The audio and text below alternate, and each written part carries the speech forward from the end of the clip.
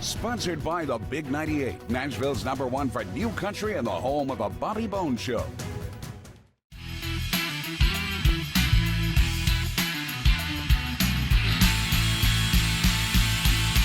You know what, we've been trying to get you on the Rock and Review, but it seems like, this retirement thing has not worked out well for you.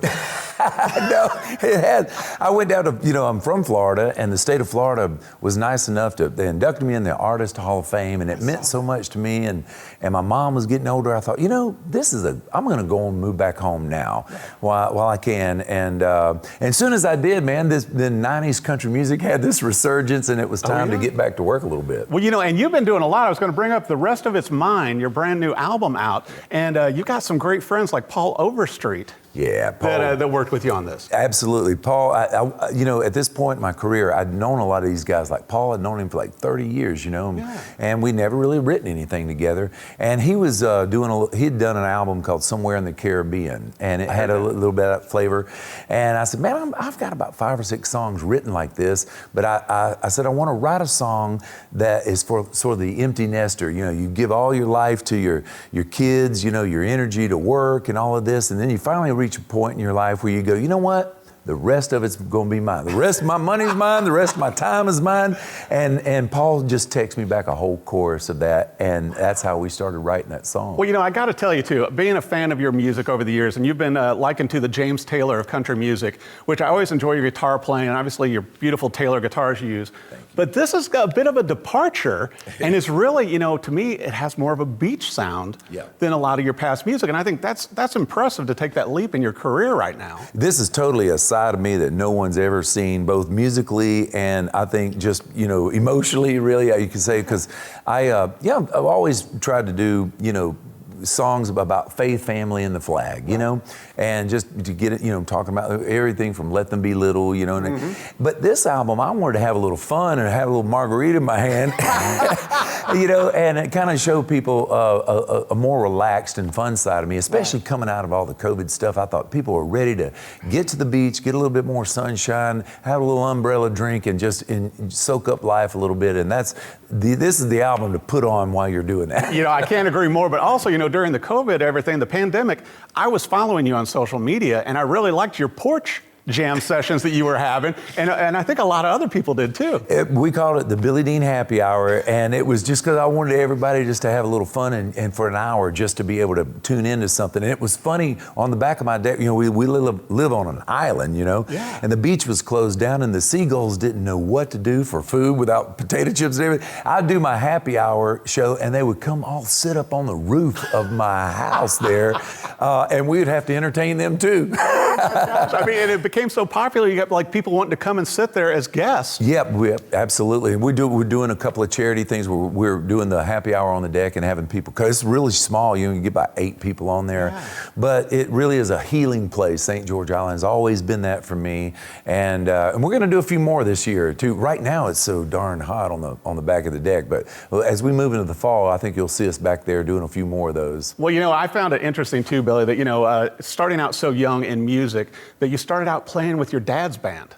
I did. I sure did. My dad was a World War II veteran, and music was kind of like his medicine, He had a band for 28 years. That's how I started. We had a gas station, and the band would come over and set up all their gear in one of the garage bays, and they would rehearse. And I, seeing all these instruments and drums, and it was like being in an arcade for me. Right. That sucked me in, and I was about 8 years old when I started playing with them, and I just never really could do anything else other than play a little basketball. I was pretty good at that. Well, now you did go to school on a scholarship for basketball. I did. I could play a little round ball, and I'm 6'4", so which is very short by today's standards, Still got a scholarship. Still got a scholarship, and learned how to play piano when I was in college a little bit, and that's when I really started writing songs and making my mind to come to Nashville. It seems like you're really in such a good songwriting place now too, and I know you've got a lot of friends that you write with and everything, but this album to me is just so much fun. It's just one of those fun, relaxing albums to listen to, and with the music and the songs, you can't be it makes you want to go to a beach. I hope it does. Saltwater, this is a lot of musical influences. North Florida, everything from funk to southern rock, you know, the almond, all this hodgepodge jumbo stew of music influences were right in North Florida. And they all came together on this one song called Saltwater Cowboy, written around a guitar riff that I wrote on an old Taylor guitar. So hopefully put it on and sit back. If you can't go to the beach, you know, then play Laziest Man Alive. That's the funniest song on the album. Well, now also you're given a bonus track on here, and I can't believe 30th anniversary. Yes, and thank you for mentioning that, because you know, this is a good time of year, the fall, you know, to be able to release this. I always want to record Somewhere in My Broken Heart with strings and an orchestra, and this is the 30-year anniversary of it being the Academy of Country Music Song of the Year. So we thought it would be nice to put a nice lush orchestra, keep the essence of the country record that we had, but it was such a melodic song, it deserved all of these other orchestra parts being played with me. Davy Gates from the group Bread, if anybody remembers Bread, he wrote the string parts and he was an arranger before Bread, and he wrote these beautiful string parts, and so we put the orchestra parts with that, and it's slated to come out, probably getting really pretty close to coming out for the 30th anniversary of Somewhere in My Broken Amazing. Heart. Well, and you've had so many hit songs, and I got to ask you, Billy, I mean, what does it feel like now? You know, and certainly you're not old by any means, but to where you've got these young artists coming up and they're reaching out to you going that you inspired them. And like you said, with the 90s country resurgence, and I mean, you know, I grew up with it. I remember when your hits came out. Yeah, right. And now these kids are going, this is the kind of music we love. How does that feel? Oh, it's unbelievable. A guy 25 years old came up and handed me a cassette to sign. And I said, man, would you dig this out of your grandma's back seat or something? He goes, no, man. I said, where do you play this? He goes, man, I play this in my F-150 Ford. I got a cassette player in there, and I couldn't believe it, you know, because I went down to Island kind of right off in the sunset. I had my shelf life here in Nashville, and was pleasantly surprised to see, you know, the 20-something, the 30-something crowd coming in and enjoying the music, and now coming to the shows. So we're going to put together 90 minutes of 90s country. Me and Shenandoah and Wade Hayes, we're going to tour this music for the next 2 or 3 years. And that is the country comeback tour, right? That's right. And I call it the 90s comeback. Really, the 90s comeback, you know, because so many guys and kids are liking that music, which really gives me hope for this new generation.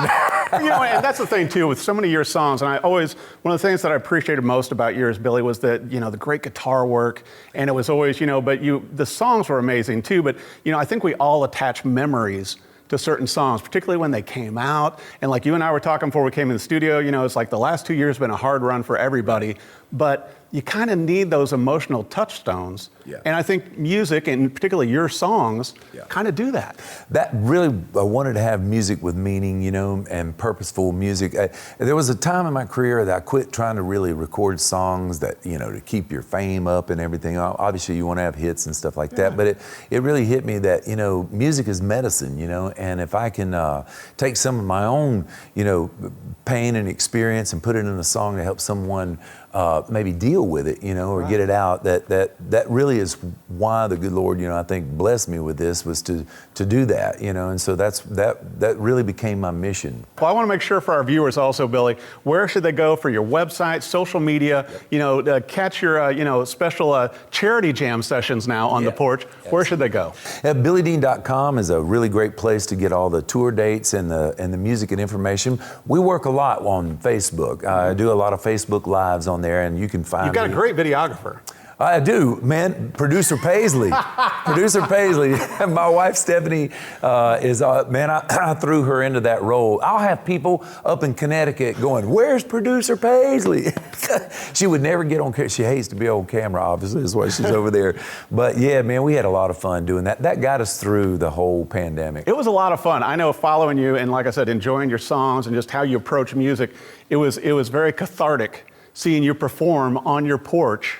Well, one of the challenges, we did 40 shows in a row. We did it 7 days a week for an hour, 40 in a row, for 3 months basically. And for the first 2 months, I think, the only songs I repeated were my hits, but I wanted to see how many songs I really could remember from playing in the old bar days. That became the challenge. How many songs, how many tunes do I really know that's up here in this head? And there were a lot. I couldn't believe it. It's fun. It's almost like Stump the Band, but you're stumping yourself. It totally was. And we're going to do some more of those too, man. They were really, sometimes we were getting 1 million views a week. It was unbelievable. I couldn't believe how, it was like having a hit song. From all over the world. From all over the world. Which doesn't hurt when you're going back out on tour. No, it doesn't actually. I just got to make sure I bring producer Paisley along. Exactly. She became really popular. Oh my gosh. Well, I'll tell you what, be sure and get your own copy, whether you listen digital or if you get a CD copy, and I hope this comes out on vinyl too. Yes, there's an 18-month waiting list to get these things done, but they're coming. Well, I'll tell you what, the rest of it's mine. You want to get your own copy. Also, be sure and see Billy Dean on tour with the Country Comeback Tour, which is out with Shenandoah. Wade Hayes, Shenandoah, and myself. It's going to be great. And be sure and catch Billy Dean. Follow him on social media too, because you're going to love the jam sessions with him playing some of your favorite songs. Billy Dean, thank you so much for coming on the show. Come jam with me on the porch sometime. We'll do it. All right, buddy. Good to see you. Good to see you. You bet. Sponsored by the Big 98, Nashville's #1 for new country and the home of the Bobby Bones Show.